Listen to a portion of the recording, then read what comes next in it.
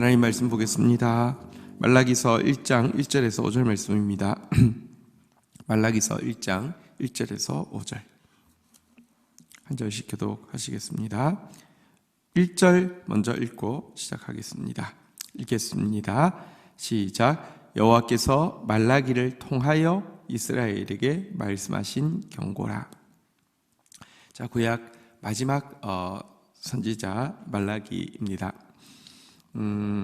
말라기로부터 세례요한까지 긴 시간 동안의 암흑의 시간이 있었습니다. 그러나 우리가 앞에 학개서에서 본 바대로 학개에게 하나님의 사자, 그러니까 천사라는 말을 썼고요. 또 말라기에게 썼고요. 나중에 세례요한에게 썼고요. 선지자에게 이와 같은 용어를 쓰는 경우는 특이한데 마지막 때 강력한 하나님의 기름 부으심이 있었던 선지자입니다. 자, 그런데 이 말라기서에 대해서 특이하게 말라기를 통하여 이스라엘에게 말씀하신 경고라. 보통 이제 그냥 이제 선지서가 시작할 때 이렇게 구체적으로 이 사람을 통로로 써서 하나님께서 말씀하신다 이렇게 표현을 잘 하지 않는데 여기는 선명하게 이렇게 표현을 하고 있습니다. 하나님은 사람을 말씀의 통로로 사용하십니다. 자, 그렇지만 사람 입장에서는 말씀의 통로로 사용받는다 할지라도 자신이 말씀의 주체가 아니라 이 말씀이라는 콘텐츠를 전달하는 그 도구에 지나지 않음을 예를 들면 이 마이크 또 여기 달려있는 스피커들처럼 자기가 말씀의 내용이 아니라 자기는 말씀을 전달하는 통로의 도구에 지나지 아니함을 항상 명심해야 합니다. 자, 물론 여러분 마이크가 그러면 하나도 중요하지 않습니까? 스피커가 하나도 중요하지 않습니까? 저희 교회 이 인테리어 할 때 제일 신경 쓴 게 그래도 마이크, 스피커 같은 거 신경을 많이 썼습니다. 왜냐하고 하면 이게 성도들이 소리를 선명하게 또 이제 제대로 크게 듣는데 굉장히 중요하기 때문입니다. 말씀의 전달자는 이렇게 하나님의 말씀을 선명하게 또 분명하게 전달할 수 있는 도구가 되기 위해서 부단히 자기를 살피고 성숙하기 위해서 준비되어야 되고 노력해야 합니다. 그럼에도 불구하고 여러분 아무리 좋은 마이크, 아무리 좋은 스피커가 있다 하더라도 스스로가 무슨 말을 할 수 있습니까? 아니고요. 근데 사람 없는데 이렇게 사람이 없는데 스스로 마이크나 스피커가 말하기 시작한다고 하면 그건 무슨 괴기 영화 아닙니까? 항상 말씀의 주체는 자기가 아니라 하나님이심을 선명히 인식하고 겸손하고 깨끗하게 주님 말씀하실 때는 가장 깨끗하고 선명하게 전달하지만 주님 말씀하지 않을 때는 침묵하는 것이 마이크와 스피커의 자리임을 말씀 사역자의 이 자세임을 분명히 해야 할 것입니다. 자, 이제 2절 하나님께서 말라기를 통해서 말씀하신 경고가 본격적으로 시작되고 있습니다. 자, 우리 2절 한번 같이 2절, 3절 교독을 하겠습니다. 여호와께서 이르시되 내가 너희를 사랑하였노라 하나 너희가 이르기를 주께서 어떻게 우리를 사랑하셨나이까 하는도다. 나 여호와가 말하노라 에서는 야곱의 형이 아니냐. 그러나 내가 야곱을 사랑하였고 에서는 미워하였으며 그의 산들을 황폐하게 하였고 그의 산업을 광야의 이리들에게 넘겼느니라. 자, 하나님께서 이제 말라기를 통하여 이 마지막 때 구약 마지막 그 유다 백성들에게 주시는 말씀입니다. 하나님 이렇게 선언하십니다. 한번 따라하겠습니다. 내가 너희를 사랑하였노라. 이 말씀은 영원토록 변함없는 말씀입니다. 하나님이 내가 너희를 사랑하였노라. 한순간도 너희를 사랑하지 않은 적이 없고 생각하지 않은 적이 없노라. 절대 과장이 아니고 절대 거짓이 아닙니다. 당신의 아들까지 아끼지 않고 우리에게 주신 하나님에게 있어서 내가 너희를 사랑하였노라는 말이 어찌 한순간이라도 거짓일 수 있겠습니까? 복음의 핵심은 다시 한번 따라하겠습니다. 내가 너희를 사랑하였노라. 이것이 복음의 핵심 중에 핵심입니다. 자, 그런데 문제는 하나님의 말씀이 진리이지만 받아들이는 우리가 왜곡되어 있으며 어떻게 반응하느냐? 한번 따라하겠습니다. 주께서 어떻게 우리를 사랑하셨나이까? 꼭 이렇게 반응하게 된다는 것입니다. 그리고 은혜가 떨어지면 떨어질수록 또 자기 생각이 분명하면 분명할수록 주께서 어떻게 우리를 사랑하셨나이까? 이 말이요 점점 더 커지는 게 우리의 모습입니다. 자, 그런데 하나님은 내가 너희를 사랑하였다고 말씀하시고 우리는 입에서 이만큼 나와서 주께서 어떻게 우리를 사랑하셨나이까 이렇게 따지게 되는데요. 둘 중에 무엇이 맞을까요? 여러분, 보통 사람들의 말은요, 거기서 거기입니다. 여러분, 100% 맞는 사람도 없고 100% 틀린 사람도 없고요. 100% 가해자도 없고 100% 피해자도 없습니다. 사람은요, 뭐 80대 20이든지 90대 10이든지 아니면 이제 가끔 그런 경우가 있죠. 그렇지만 생각해 보면 99대 1이어도 인간은 100%는 있을 수는 없습니다. 자, 그런데요. 여기 하나님이 내가 너희를 사랑하였노라라는 말과 우리가 주께서 어떻게 우리를 사랑하셨나이까 이 말이요. 99는 하나님 말이 맞지만 이런 내 말이 맞는 경우가 있을까요? 불가능합니다. 하나님 말씀은 항상 맞고요. 하나님의 말씀에 반하는 내 말은 항상 틀렸습니다. 근데 여러분 우리가 지난 주일날 보았지만 자기 중심이 되면요 99대 1도 불가능한데요 하나님 선심 써주는 척하면서 하나님도 뭐 완전히 틀린 건 아닌데요 내가 99고 하나님 1이라고 이렇게 할 정도로 하나님 말이 틀렸다고 하는 것이 우리의 모습입니다. 그러니까 서운함이 생기는 것입니다. 자, 그런데 여러분 제가 말씀드렸지만 왜 하나님 틀렸다고 생각하느냐고 하면 우리는 항상 밖에 드러나는 내 눈에 보이는 것 가지고 맞고 그름을 평가하고요. 사실 내 눈에 보이는 것은요. 내 눈에 어떻게 보이느냐가 중요한 게 아니라 남의 눈에 어떻게 보이느냐가 더 중요합니다. 남의 눈에도 좋게 보이면 그거는 하나님 나한테 잘해준 거예요. 하나님 나한테 잘해주셨다 하더라도 남의 눈에 좋게 보이지 않으면 그건 하나님이 폭망한 거예요. 잘못한 거예요. 그러니까 이 자기중심, 비교의식, 서운함 이것이 구약이고 이것이 미성숙함이고 이것이 율법주의적인 신앙생활인데요. 어쨌거나 하나님의 말씀과 마지막 구약의 마지막 신자들인 유다 신자들의 마음이 정반대가 되어 있었음을 보게 됩니다. 자, 이 같은 유다의 질문에 대해서 하나님은 무엇이라고 답하시냐고 하면 에서를 한번 봐라. 그러면 알 것이다 라고 이야기를 하고 있습니다. 에서도 아브라함의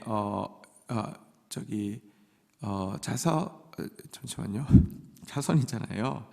여러분, 그러니까 크게 아브라함의 자손이잖아요. 에서도 또 아브라함의 자손 중에서도 이스마엘의 자손도 아니고 이삭의 자손이잖아요, 그죠? 자, 그런데 게다가 에서는 형이잖아요. 그런데 하나님이 말씀하시기를 야곱은 사랑하였고 에서는 미워하였다 이렇게 이야기를 하고 있습니다. 여기서 이 표현은 그러면 하나님은 에서한테는 일방적으로 잘못했다는 말입니까? 그건 아닙니다. 야곱을 사랑하고 에서를 미워하였다는 말은 에서를 미워했다는 뜻은 절대 아닙니다. 하나님은 에서도 구원받기를 원하십니다. 에서도 사랑하십니다. 그런데 야곱을 사랑하고 에서를 미워하였다는 말은 무슨 말이냐고 하면 그냥 유대인들의 관용적인 용법인데요. 야곱을 더 사랑했다는 뜻입니다. 에서가 형이지만 내가 너희를 사랑하지 않았다고? 에서 한번 생각해봐. 에서에 비해서 너희가 훨씬 더 사랑받았어 라고 이야기하고 있습니다. 에서는 산들이 황폐하였고 산업이 광야의 이리들에게 넘겨졌다라고 하나님께서 말씀하시는데요. 에서가 차지하고 있던 땅, 지금은 땅은 존재하지만 그 땅의 이름을 이렇게 나바티안이라는 이제 그 사람들이 차지하게 됨으로 말미암아 나바티안이 땅이 되었죠. 여러분 인디아나 존스나 이런 데 보면 이제 그 돌로 되어진, 그러니까 돌 암벽에 그 조각을 해가지고 건물을 만든 그 이렇게 좁은 협곡을 들어가면 팍 이렇게 터져 있는 돌로 막 장식되어진 그곳이 에서의 땅이었는데요. 에서 족속은 완전히 사라져 버렸고요. 지금도 그 땅의 이름은 나바티안의 이제 땅이 되어 버렸죠. 여기 말한 대로 사실은 유다가 생존해 있던 이때에 그들은 이미 황폐하고 완전히 멸절되게 되었던 것을 지금 환기시키고 있습니다. 4절에 보니까 한번 같이 읽도록 하겠습니다. 시작. 에돔은 말하기를 우리가 무너뜨림을 당하였으나 황폐한 곳을 다시 쌓으리라 하거니와 나 만군의 여호와가 이르노라. 그들은 쌓을지라도 나는 헐리라. 사람들이 그들을 일컬어 악한 지역이라 할 것이요 여호와의 영원한 진노를 받은 백성이라 할 것이며. 자, 여러분 지금 유다 백성은 왜 지금 하나님 앞에서 사랑받지 않았다고 생각하고 있느냐고 하면 포로에서 돌아와서 성전을 지었잖아요. 입장 차이가 너무 큽니다. 하나님은 그들을 이 성전 짓도록 은혜를 주셨다라고 계속 말씀하고 있지만 그들은 하나님 앞에 성전을 지어드렸다고 계속 주장하고 있습니다. 이게 앞에는 은혜주의죠. 내가 너희 통하여서 성전을 너희가 성전 짓는 것을 내가 용납했다. 내가 너희에게 성전 짓는 일에 동참할 수 있는 은혜를 주었다라고 하나님은 말씀하시지만 유다 백성들은 내가 하나님께 성전을 지어드렸다, 공로를 자꾸 주장하고 있습니다. 이게 율법주의로 하면 꼭 공로주의라는 결과가 나오게 되어 있습니다. 자, 그런데 성전 지어드렸는데 별일 없더라는 것입니다. 뭔가 세계 최고의 민족이 갑자기 되고 무언가 떵떵거리며 호령하며 과거에 자기들이 노예 생활하면서 당했던 거를 자기도 이제 남들에게 당당하게 갚아주면서 큰 소리치고 살 거라고 생각했습니다. 이게 그들이 받을 보상이라고 생각했습니다. 전혀. 여러분, 성경은 처음부터 무엇이라고 이야기합니까? 우리에게 축복 주시겠다고 하실 뿐 아니라 축복의 통로가 된다고 하셨습니다. 축복의 통로가 된다는 것은요, 내가 큰 소리치기 시작하고 내가 호령하기 시작하면 내가 뭔가를 남에게 줘도요, 받는 사람은 절대로 축복받았다고 생각하지 않습니다. 조종당한다고 생각하고 통제당한다고 생각하지요. 하나님이 그들이 포로에서 돌아오게 해서 성전 짓고 나면 축복하신다는 게 자기들이 노예 생활할 때에 당했던 그 일을 갚아주는 게, 자기들이 자기를 괴롭혔던 사람에게 똑같이 갚아주는 게 축복하는 게 아니에요. 안타깝게도 유대인들은 구약은 끝났지만 지금도 율법주의로 살잖아요. 그러니 지금요, 많은 사람들이 지적을 하잖아요. 유대인들이 히틀러에게 당했던 거를 지금 팔레스타인 사람들에게 똑같이 하고 있다, 이런 지적을 많이 하잖아요. 그게 율법주의예요. 근데 그게 그들은 하나님께 축복을 받았기 때문에 누리는 권세라고 생각해요. 너무 생각이 다르잖아요. 그런데 어쨌거나 지금은 그나마 이스라엘이 회복이 되어서 만만치 않은 나라입니다. 무시무시한 나라입니다. 제가 어느 통계를 보았더니요, 전 세계에 10대 강국을 이제 그 현재 기준으로 뽑았습니다. 현재 기준으로 뽑았는데 놀랍게도 우리나라가 이렇게 9인가가 되더라, 8인가 9인가가 되더라고요. 근데 이스라엘이 6인가 이렇게 되더라고요. 그러니까 이스라엘 정말 사실은 만만치 않은 나라입니다. 대단한 나라입니다. 근데 뭐 생각해보면 우리나라가 당당히 시비 안에 드는 거가 모든 걸 다 통합해서 현대적 기준으로 했을 때 든다는 것도 너무 놀라운 일이긴 한데요. 자, 근데 포로 잡혀갔다가 돌아왔을 때는 아무것도 안 보이니까 여기서 입 나온 거란 말입니다. 자, 그런데 하나님께서 하신 말씀은 뭐냐고 하면 너희는 망했지만 되돌아왔고 되돌아올 뿐 아니라 하나님의 성전까지 세우게 해주셨는데 똑같이 망했던 에돔을 한번 보라는 것입니다. 에돔도 망하고 나니까 여러분들 가만히 있지 않았습니다. 무엇이라고 이야기했습니까? 우리가 무너뜨림을 당하였으나 황폐한 곳을 다시 쌓으리라. 여러분, 이건 말하자면 독립운동을 하는 것이고요. 이건 말하자면 재건운동을 하는 것이고요. 이건 말하자면 국가의 망한 국가를 다시 한번 세우기 위해 가지고요. 뭔가 이제 부흥운동을 한다는 것이죠. 에돔 사람들 안 했느냐? 아니요. 에돔 사람들 했다는 것입니다. 그렇지만 하나님이 무엇이라고 이야기합니까? 쌓을지라도 헐리라라고. 그래서 그 지역은 악한 지역이라고, 그 사람들은 영원히 진노받은 사람이라고 일컬음을 받게 하시겠다고 하나님께서 선언하셨고 실제 그대로 되었습니다. 자, 이거는 그러면 하나님이 에서는 아예 진짜 아까 나온 표현대로 딱 눈으로 찍어가지고 미워해가지고 독하게 이렇게 하셨다는 뜻입니까? 전혀 그렇지 않습니다.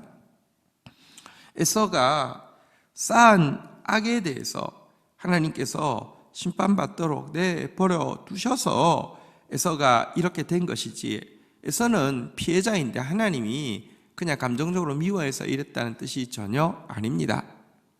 에서의 쌓은 악행에 대한 심판이죠.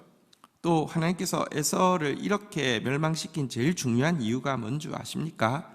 선지서에 에서의 심판에 대해서 계속 나오고 있는데요. 그 이유는 유다가 느부갓네살에 의해서 심판받아서 나라가 무너질 때에 여러분, 유다 사람들 거의 대부분 학살당하고 살아남은 사람들 포로 잡혀갔는데 일부 탈출한 사람들이 있잖아요.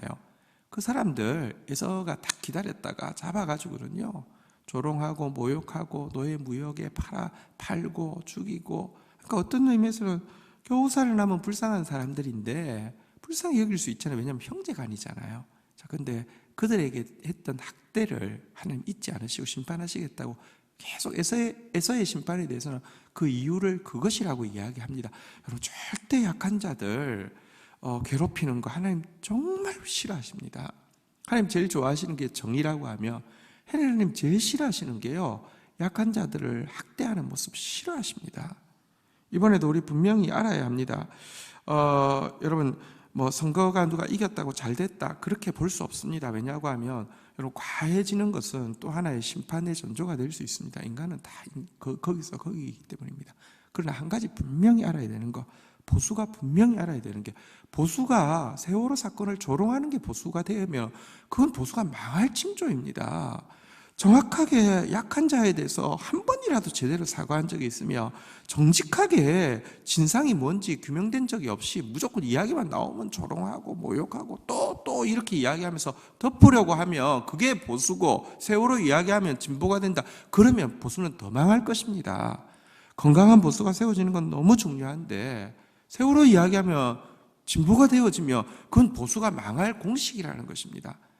이번에 어떤 의미에서 투표한 사람도 예기치 못한 결과가 나온 것에 대해서 한 가지 생각해야 될 것은, 하나님은 약한 자에 대해서 억울한 죽음, 약한 자에 대해서 조롱하는 것에 대해서 하나님 절대로 용서하지 않는다는 것을 제삼 느껴야 합니다. 이것은 여러분, 정말 제가 진실로 원하는 것은 기쁘게 보수에 투표할 수 있기를 정말로 원하는 마음입니다. 이게 균형이 잡혀야 되지, 기독교인은 좌에 치우쳤어도 큰일 나고요, 우에 치우쳤어도 큰일 나고요, 이 세상은요, 좌로 일변도가 되면 나라가 잘 되느냐, 정말 위험하고요, 우로 일변도가 되면 나라가 안전하냐, 정말 위험합니다.